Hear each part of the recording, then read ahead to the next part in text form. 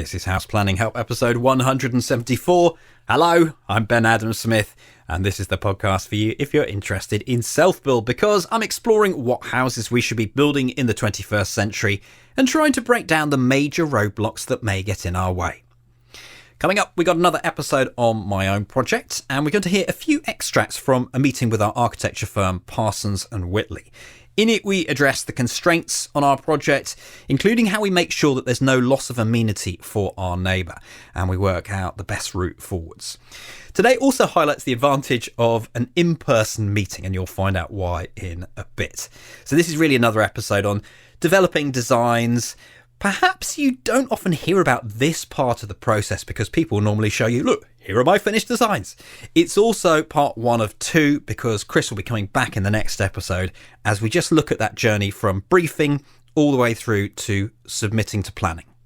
Before we dig into today's episode, big weight off my mind. We have finally sold our house. We exchanged contracts at the end of last week. And although we knew we had a buyer, someone said, yeah, I've put in an offer and we've accepted it. With the system that we have in England, who knows why, people can drop out right until they exchange contracts or they could start renegotiating. And this was funny because everything had gone really, really well. And they have a home buyers report, don't they, that a surveyor does. And the house was fine. It was really out at the back that they had the issues. And they were saying, well, where does the drain go along here? And we had sketches. I don't know which authority has these, so we sent those across and the photocopy wasn't much good, and then we sent them photos, and it just seemed to go on and on and on, all about this drain at the back that we've never even thought twice about. Anyway, it's resolved, which is great, so a big win. What's funny is, with a house build, sometimes it doesn't seem right to celebrate these wins because, for example, in our case, we're now homeless. Hooray, we're homeless. Oh no, hold on a second. We need to get our house sorted out. So yeah, we've been looking at rental properties for a little time, and there's nothing that we would say suits our needs 100%. We've just got to choose between a bad bunch and quite quickly now because things are moving and we don't want to be with all our furniture out on the street. And that's the other thing, that we've started to shut down this house. Although you can say we've got a few more weeks living here, it's not going to be the same. It's very much, right, we need to get ready to move now. Let's get on to the main part of today's podcast. And I think what we need first is a recap, because we bought a piece of land at the end of last year. Only a small portion of our plot falls within the village boundary. Most of the half-acre site is greenbelt land and can't be built upon. Effectively, we're building in a garden plot, and therefore we're close to an existing home and we're on their south side. We hired Parsons Whittley as our architects. You can listen back to that in the archive, episode 161. We'll put these all in the show notes too. We developed our plans, episode 165. And then those sketches, which you may well have seen if you've listened to those past podcasts and checked out the show notes, that first lot we put into the planners to just get some feedback. And the response was positive, which was good. They liked the fact that we were creating a much smaller dwelling than the planning permission was for. It's almost a third of the floor area than that initial proposal. They liked the simplicity too. They just wanted us to reduce the fenestration on the northern side upstairs. We'd got one slightly larger window, so we've just got rid of that and put in a roof light instead. And then the two small bathroom windows, which are obscured glass anyway. All the glass was obscured, so we wouldn't have been able to see anything. And then the other issue was bringing the height of the building more in line with the extant consent. So this is what we're talking about today. Unfortunately, it's a slightly confusing one because at the same time we're dealing with materials and we have triggered something. You'll find out. I think that's the best way for me to say that. And also, I'll say at this point that the show notes for today probably are more useful than any show notes, just because what I'm trying to explain is quite complicated without actually seeing it. So a number of times during this episode, I'm going to give you houseplanninghelp.com/174. So initially we'd been presented with two options. One was a brick finish and one was a black timber stained barn option, which I think I probably suggested. Kay and I felt that both of these weren't quite right for us. Maybe we wanted to explore, was there a way of having more than one material? And as you'll find out in this episode, we didn't quite understand what the impact of this suggestion actually meant.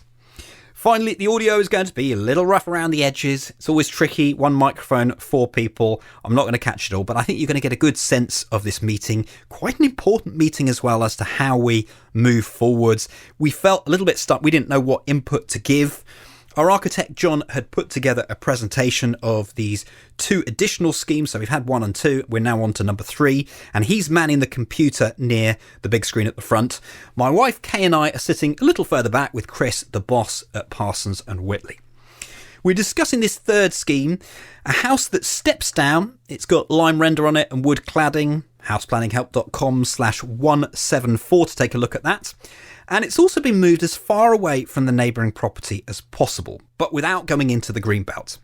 I asked Chris whether the planners would mind where we sited the house within this section that we could build in. They do have some say about where we site the house. They were happy that we brought it forward. On an earlier scheme, I think we twisted it slightly to get a better orientation, and actually the planner, when I spoke to him, said he would rather see that grid pattern reflected, so we squared it back up again. Right.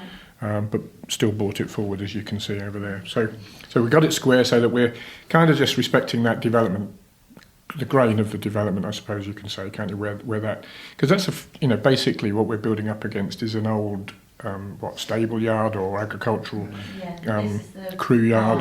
This is the farm house. Yeah. So that's all built on this very square, rigid grid, and obviously the planner said he would prefer to see that. And actually our ability to rotate is a little bit limited again because of this green belt line. So we don't want to stick anything out there. So actually squaring it up keeps everything a bit further away still as well. Is the green belt line from there? Yeah. That's my understanding, but it's a projection of this line here. Okay. Now we've had a discussion this morning about the purpose of green belt is to maintain a green belt between settlements. It's to prevent settlements from coalescing. This little bit of green belt that sticks back in here and back out again doesn't really contribute to that purpose. So I think that there would be an argument to suggest that this is a little bit arbitrary setting the house where we are, because that little piece that's going to be in front of your house will become domesticated by virtue of you're going to probably put the swing there and the whatever, you'll be parking the car, So I think there's an argument to suggest that maybe we could even think about, can we bring the house further into that space? So I did try and phone the planning officer this morning, but he's not in until later. But I'd just like to get his understanding of whether we can do that, because green belts are really hypersensitive at the moment, as you know. I mean, it's all in the press and everything else. Other Tories wanting to actually build all over the green belt, and there's all sorts of stuff going on. But I think what it's done is it's helped focus people's minds on what green belts do and what they're for. So there might be some, I don't know. I need to find out from the planners. If they go, nope, that's green belt, it's sacrosanct, you cannot go there, I don't think it's worth having the argument. And actually, that was what they said. So we wouldn't be able to move the house onto the green belt in any way. That stepping down design, though, however, addresses the height issues, and we'd be able to demonstrate that there's not any loss of amenity there. Next, we looked at a 4th design. Once again, houseplanninghelp.com/174.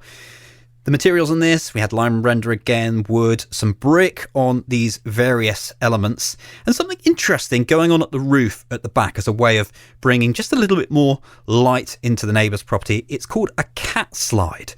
I would say it's a kink in the roof. I'm sure there's a better way of describing it. And Kay's just asking how this works.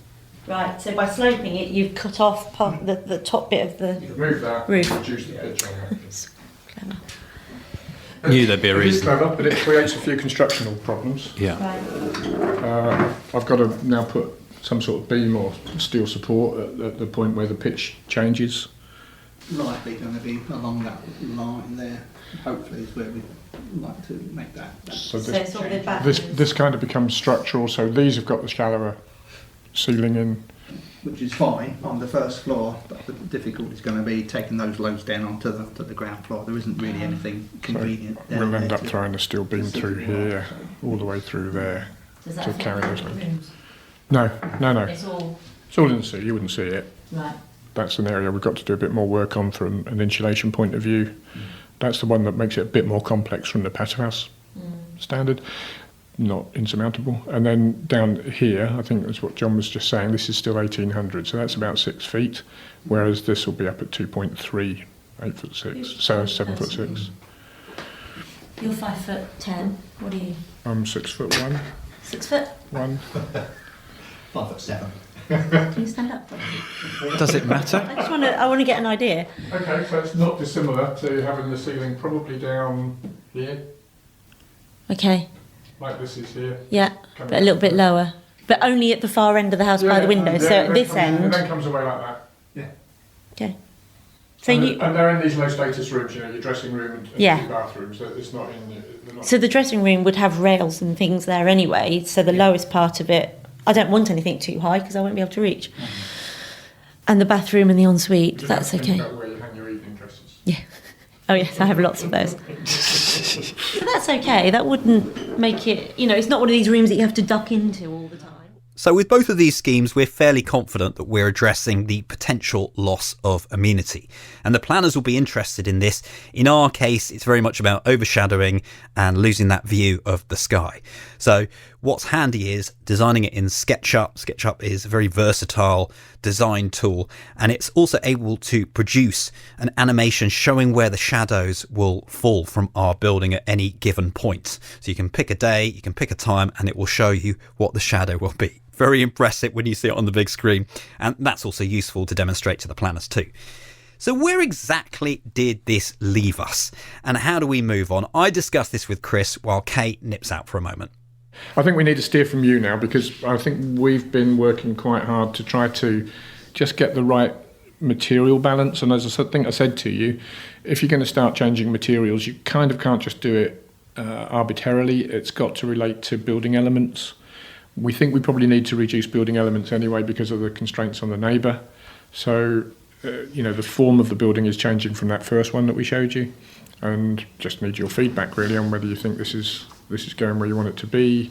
Are we making the right sorts of choices? I think Chocolate hobnobs. chocolate hobnobs, That was very the nice. chocolate.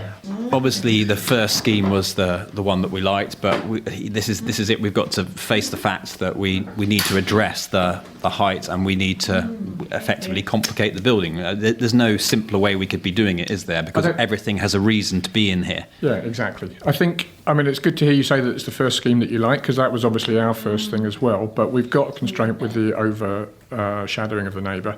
We also had a bit of an issue in that you didn't like any of the materials that when we put them on there. So Well, what could we have You showed me done? a sketch with render, and I like that. But we didn't actually follow that through. I mean, could we just have had the building in render, or was there a reason you didn't want to show us that? no, you could have had that building in render, I think. Because it's also knowing the options, knowing what we can have is. The reason for that was that was the one which was the barn style, barn shape, and then we gave the option of brickwork. But there's no reason really why we can't introduce some render on there too. And I think that could be all. Splitting up is where the problem comes in, because you wouldn't do that. As poor detailing. There has to be kind of a reason behind it, some sort of narrative as to why the materials are different. Just taking a canvas and plonking different materials on isn't going to work. We always knew that we'd got this space that we could, do something with that in between, and we could put a different material on there. And I think if you were to go for this with a render, we'd probably still perhaps put some boarding or something just in there. We'd probably do a brick plinth as well if we had a render, just to show that you're keeping that out of the wet. So there's a little bit of breaking up we can do. So I think that some of it, it's just that not knowing of how we could adapt that. Visually, that wasn't perhaps where we thought we were coming to, particularly when you take all the materials out. It's amazing the difference it can make. I mean, look, these are exactly the same building. They'll be exactly the same building, just with one with black wood and one with brick. And, it completely changes it. It does. And I think that's really good for me that you showed us these sketches first, so that we could know that we like the building, and then understand, well, there must be millions of ways of actually getting the materials together. Yeah, that was deliberate. No, that was right. Because we actually had that at the time. It's funny, because I had that in my head as render and nice brick and not black, so it was a hell of a shock to see it in black. Have you got the one where you did that building in the render, but you did it as a very quick sketch before all the ridge height issues came in? But I think what we need to know as well from you, Kay, is, you wouldn't have liked that because you don't like the the wood, or would you? I would probably maybe have changed the wood at the end, but I like the fact that the main Hold house on, was that's render. quite a big issue if you change the wood at the end because it's trying to tie in with everything else. I like it painted. I like it in a nice pastel-y colour. But you don't like the contrast because No, it's we've fine. I just don't like natural wood like that. Or it Oh, I needs to see. be So varnished. if we had some sort of wood Stained, not varnished. yeah. Here's our first interaction with samples. But I liked that. But obviously you can't see the garage on it. And then when you look at it with the garage on it, it changes the whole feel of it again. If you take the garage off, I quite like that. But with the garage, I don't like the fact I don't like 3 levels. I think that's my problem. Detach the garage. You could detach the garage. See, I don't think I mind that.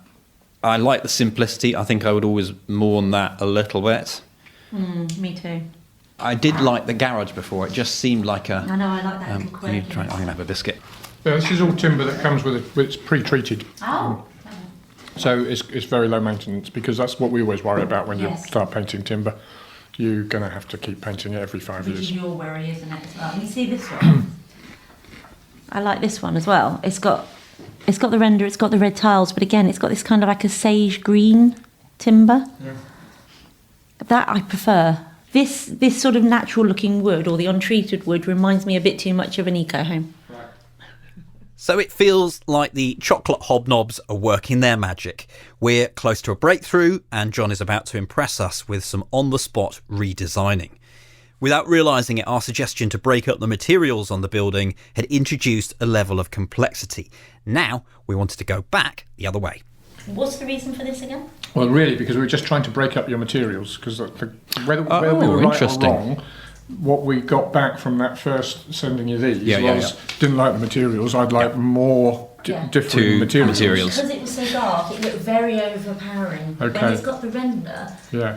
and the fact that the building's become more complicated, it's now too much. So let's say that we continue the render along, which may be too much, but if it's not, can we go back to the old type garage, or will that then? Yeah, no, you could do that. I suppose the issue is going to be height, really, isn't it? But with this one too. With the sloped roof on the back. No, I think we're probably okay with this, aren't we? So, but I think that the old type garage brought the roof up too high for that little bit of slope on the back here. Right.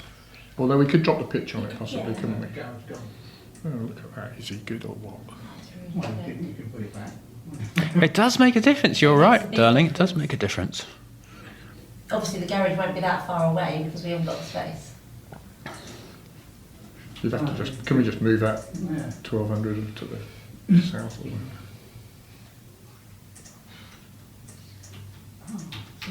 So this design here, are you saying that we will struggle to get this past? no. No, because it's got the roof on the back. No. But then I can do don't this. understand why can we not just continue it along so that it's one building, Just you know, extrude that whole shape. the right hand bit, Yeah, we could do that. and then bring back the garage on the left with the slope. Can we get the lean-to on that reduced one? Then we'll still be over, will we? Don't know.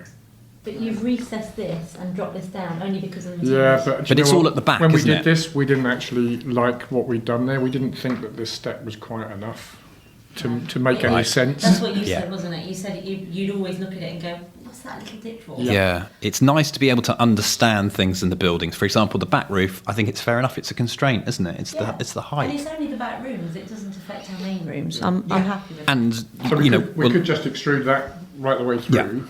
and the And bit at the back. Possibly just use the timber in there and bring this back to render, and then it breaks it up still. Okay, Do you not think that's the route to go? I do. I think so. And then hopefully that will make, apart from that junction there, it will make the passive house easier too. It will, yeah, because that little junction is a bit of a pain, Yeah. that roof junction. Oh. It's a bit rough and ready. Can you render the right-hand side but leave the Just spandrel panel boarded?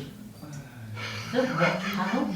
Spandrel. Maybe this is how we should have designed it, John. We should have sat over your shoulder here. Can you just do this bit here? This is one of the reasons why I wanted to have Yeah. it face to face. Yeah, that's well worth it. You'd cut weeks Yeah. of you know. What do you think, darling? Yeah, I definitely am much more comfortable And then we can put our lean-to Well, do you garage know- back on. Do you know what? I think we're all more comfortable with that. Yeah. Yeah. I like it.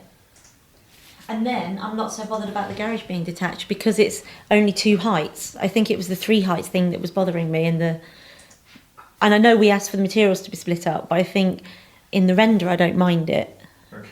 in one long go. As long as I like the garage to be something different. Well, it lends itself at that point, doesn't it? Because it doesn't have to be, it's the garage. You know, if you look at the vernacular, the sort of the development, if you like, of buildings like this, there's always buildings that come at a later stage will use different materials. That's historically accurate. That's what happens. Lower status buildings will use cheaper materials, etc., etc. So you're just trying to pick up on that really when you're getting around to. There is a danger, of course, in showing you how quickly we can do it. It's sometimes like that with video stuff as well. Where you think, It's like that with my clients as well. You mustn't get carried away. This is a bit rough and ready just to show you what what we can do. and when you have a meeting like that, it all feels worthwhile. We've made that breakthrough. We now know where we're going, and it's on to the next task. We discussed a few other things. Probably the only one worth mentioning is how we might render it, because we were looking for a soft render on the outside, and I've seen a few systems where you can go direct onto insulation. I wasn't too keen to go down that route, so Chris was perhaps talking maybe we go directly onto a block with our line render. I love the way in the meeting, though, you can just feel the mood lift, particularly at that point where maybe we discover that communication had broken down and we were just not understanding why the designs had gone this way, and it was actually us who had triggered it. So in-person meetup, you can't beat it, particularly if there is something going wrong on your project. Those show notes, we've mentioned the URL a few times. Let's do it again. houseplanninghelp.com/174 if you're interested in my project and where we're up to. You can see it visually. Check out that cat slide. We'll also link you across to Parsons Whitley, our architecture firm, houseplanninghelp.com/174. Just to finish up today, I wanted to share with you some of the work that we're doing behind the scenes on the hub at the moment. Getting ready for a relaunch, and this is all at the time when we're moving house, and I think it's coming together well, all things considered. So what we're looking at is easier navigation. We'll also be closing that Facebook group, which has always been the idea from the beginning, and bringing the forum within the hub so it's all together in one place. We'll make it much easier to keep track on specific projects. If you think, wow, that person's doing something just like mine or just like I want to do, then we allow you to be able to follow that person and the updates that they provide. And we've got a new setup that's going to make it much easier to manage monthly memberships. If you've listened to this podcast for a while, you know that I was all about the yearly memberships, and I still feel that's the best way. But you know what? I've caved in. All right, we're going to try out monthly memberships so you can dip in. I guess I understand that if you're going to be spending a fair bit of money, you want to really know what you're getting. So that monthly membership just allows you to check into the hub, see what it's all about, decide if you want to stay. So that's what we're up to. And of course, all the regular stuff will still be there. The modules, which are the step-by-step learning units that we throw in from time to time. The in-depth video case studies. We've been following Longbarrow and Buckinghamshire Passive House, and soon my own project will get some videos in there. We've got the private members forum, the progress calls. So get yourself on the VIP early bird list and you'll be notified as soon as the upgrade is complete. houseplanninghelp.com/join. Next time, part 2 of this look at my own project as the designs get submitted for planning approval. Chris is going to return, and we're actually going to review our entire progress from when we first had that briefing all the way through to submitting for planning permission. So I hope you can make that one. That's your lot for today. Thank you so much for listening. The House Planning Help podcast is produced by Regen Media, content that matters.